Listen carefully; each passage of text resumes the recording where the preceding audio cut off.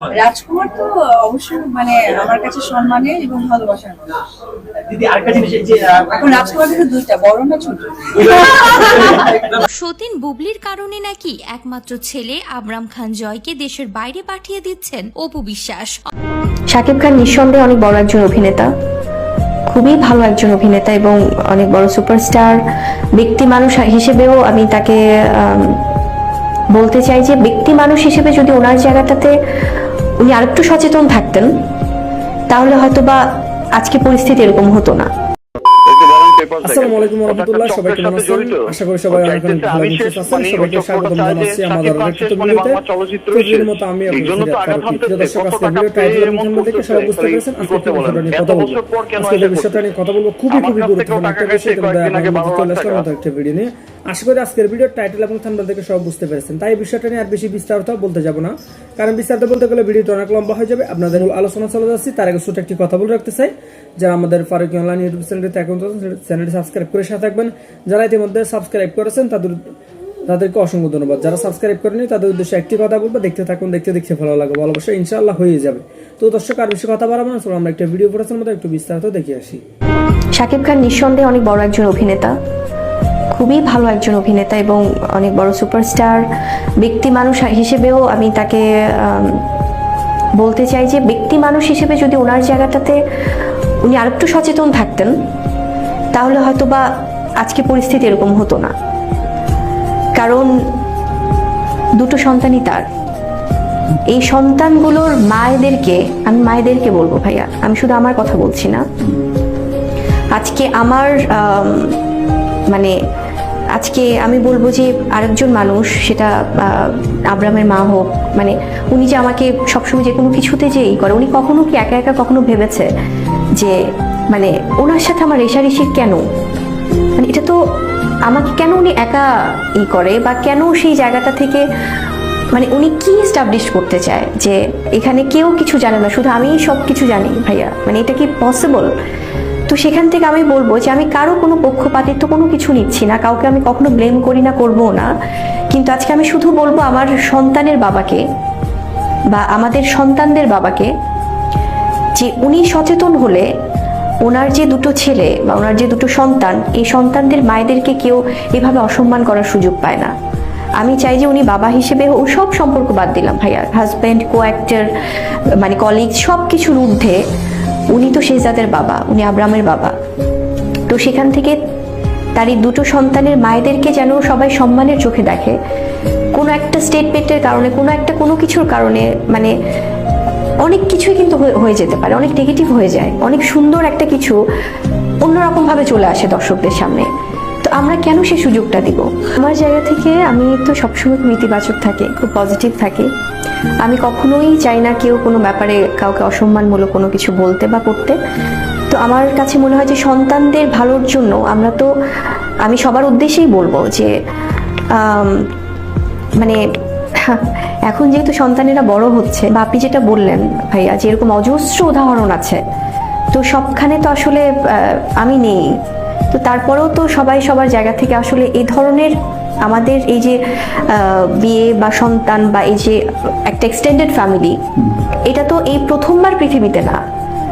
তো সেখানে কেন এখানটাতে এরকম, এটা দায়ভার কার, এটা আগে ফাইন্ড আউট করা এবং এটাকে কিভাবে সুন্দরভাবে আনা যায়। কারণ এটা যদি ডে বাই ডে যদি ওই প্রতিযোগিতামূলকভাবে নেওয়া হয়, এটা সন্তানদের উপর ডেফিনেটলি প্রভাব পড়বে ভাইয়া। এবং তারা ভাইয়ের মধ্যে যে সৌহার্দ্যমূলক সম্পর্ক, এটা আমার কাছে মনে হয় যে দিনে দিনে এটা আরো ডিভাইডেড হয়ে যাবে। আমি ব্যক্তি হিসেবে সেটা কখনো চাই না। রাজকুমার তো অবশ্যই আমার কাছে সম্মানের এবং ভালোবাসার মানুষ। দিদি আরেকটা জিনিস এই যে এখন রাজকুমার কিন্তু দুইটা, বড় না ছোট? বড়টাই। আমার কাছে তো ছোট রাজকুমারের কথা আমি ভেবে বললাম যে আমার ভালোবাসার বড় রাজকুমারকে কিভাবে দেখছেন? চলচ্চিত্রে বড় রাজকুমারের জন্য তো সবচেয়ে বড় জাজ এবং ভালোবাসার মানুষ তো দর্শকরা। তো এখানে আমার বলার আর কোনো স্কোপই থাকে না। দিদি বিভিন্ন গণমাধ্যমে দেখা যাচ্ছে যে ছোট রাজকুমারকে বিদেশ পাঠিয়ে দিয়েছেন, আসলে এটা ঘটনাটা কি? আমি পড়াশোনার জন্য নাকি অন্য কোনো কারণে? না, অবশ্যই পড়াশোনা। আর আমি চাই না একটি সন্তান মিশ্র প্রতীকের মধ্যে দিয়ে বড় হোক, কারণ আমার মা হিসেবে মনে হচ্ছে যে ডে বাই ডে না জিনিসগুলো মিশ্র, নোংরামি, গন্ধ এরকম মনে হচ্ছে।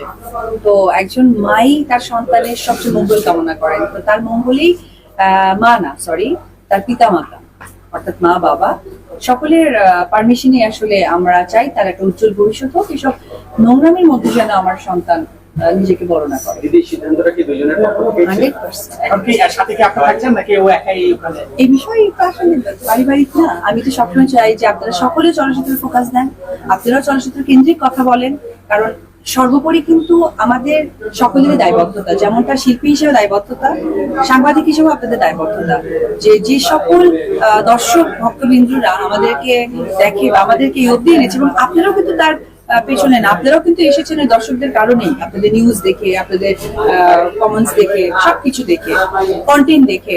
তো সেই জায়গা থেকে আমি মনে করি এখন আমাদের দায়বদ্ধতায় নিজেদেরকে ফিরে যাওয়া উচিত। Thank you.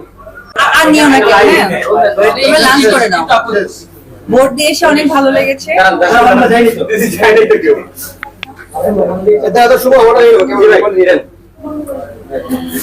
কেমন লাগে ভোট দিয়ে যেতে হয়? ভোট দিয়ে এসে আসলে ভালো লাগছে, কারণ এখানে সকলেই আমাদের সহকর্মী, সহশিল্পী, পরিবারের মানুষ, সকলে আমাদের পরিচিত ফেস, আসলে অচেনা কিছু নেই।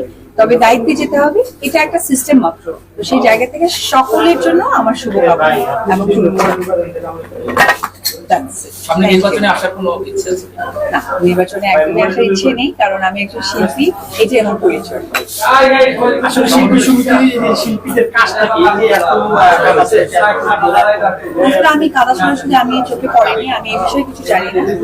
কাজটা তো শিল্পীদের কাজ, যেমন আমরা যে চলচ্চিত্রের মানুষ, বিএফটিসি নির্বাচন, সুতরাং একটা সিনেমার হচ্ছে গিয়ে নির্বাচন হচ্ছে, আমাদের চলচ্চিত্র করা।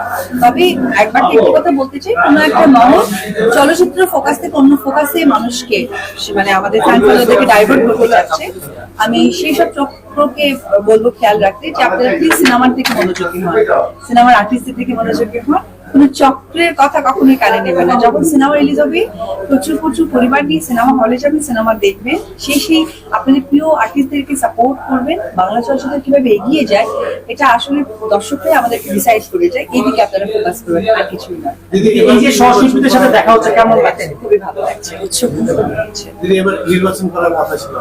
না, একদমই ছিল না। এটা একটা পক্ষ চেয়েছিলেন বা এরকম একটা রিউমার বা কিছু একটা শুনেছিলেন, বাট অপু বিশ্বাস ব্যক্তিগতভাবে আপাতত শিল্পীদের প্রতিনিধিত্ব করার সেই স্বার্থ ক্ষমতা আমার নেই। তবে হ্যাঁ, আমি পাশাপাশি এটাও বলতে চাই, আমি নারীদেরকে নিয়ে কাজ করতে চাই, যেহেতু এখানে তাদের পরিচয় শুধু শিল্পী, যতটুকু নারী নয়, আর তারা সকলের ভালোবাসার মানুষ। আমি চাই ওইসব মানুষদেরকে কাজ করতে যারা এখনো ভালোবাসা হয়ে উঠতে পারেনি, তাদের হয়ে। দিদি বলছিলেন যে বিদেশ্রমে আপনি কাজ করতে চেয়েছেন, এটা নিয়ে আসলে আমার বেশ কাছের মানুষ অনেকে শুনেছে, এখনো প্ল্যানিংটা হয়ে ওঠেনি, তাই পরিপূর্ণ ব্যাখ্যাটা আসলে দিতে পারলাম।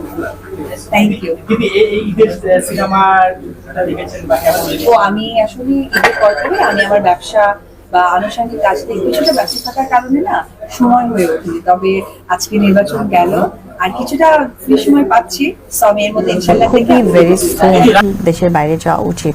গুঞ্জন উঠেছিল সতীন বুবলির কারণে নাকি একমাত্র ছেলে আবরাম খান জয়কে দেশের বাইরে পাঠিয়ে দিচ্ছেন অপু বিশ্বাস। অবশেষে সেই গুঞ্জনই সত্যি হলো, একমাত্র ছেলে জয়কে দেশের বাইরে পাঠিয়ে দিচ্ছেন অপু বিশ্বাস। এমনটাই জানা গেছে। বিষয়টি নিয়ে কথা বলেছেন ঢালিউডের জনপ্রিয় অভিনেত্রী অপু বিশ্বাস। বাচ্চা বাইরে যাচ্ছে, এটা নিয়ে অনেক শাকিব খানের সঙ্গে মিলেই নাকি ছেলের বিষয়ে এমন সিদ্ধান্ত নেওয়া হয়েছে। অপু বিশ্বাসের ভাষ্য, শাকিব আর আমি দুজন মিলেই ছেলেকে বিদেশে পাঠানোর সিদ্ধান্ত নিয়েছি। চলতি বছরে পড়াশোনার জন্য বিদেশে যাবে জয়।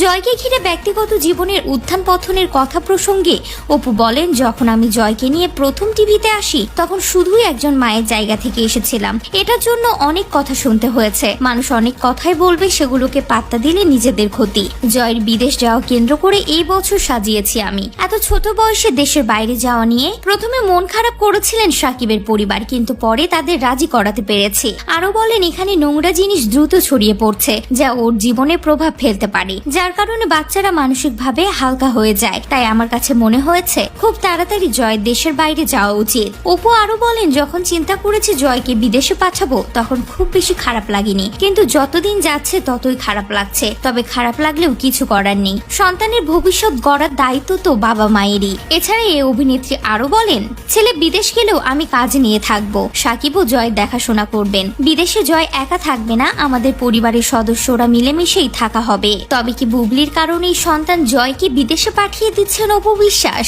আপনাদের কি মনে হয় তা অবশ্যই কমেন্ট করুন। সুপ্রিয় দর্শক মন্ডলী, আজকের ভিডিওটা আপনার কাছে কেমন লেগেছে কমেন্টে জানাতে ভুলবেন না। আশা করি আজকের ভিডিও আপনার কাছে অনেক ভালো লেগেছে। ভিডিওটি ভালো লাগলে অবশ্যই আমাদের চ্যানেলটি সাবস্ক্রাইব করে সাথে থাকবেন। যারা সাবস্ক্রাইব করেননি তাদের উদ্দেশ্যে একটি কথা বলবো, দেখতে থাকুন, দেখতে ভালো লাগবে, ভালোবাসা হয়ে যাবে ইনশাল্লাহ।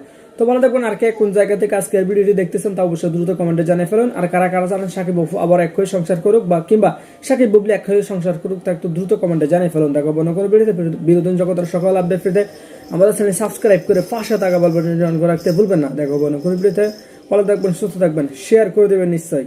আল্লাহ হাফেজ।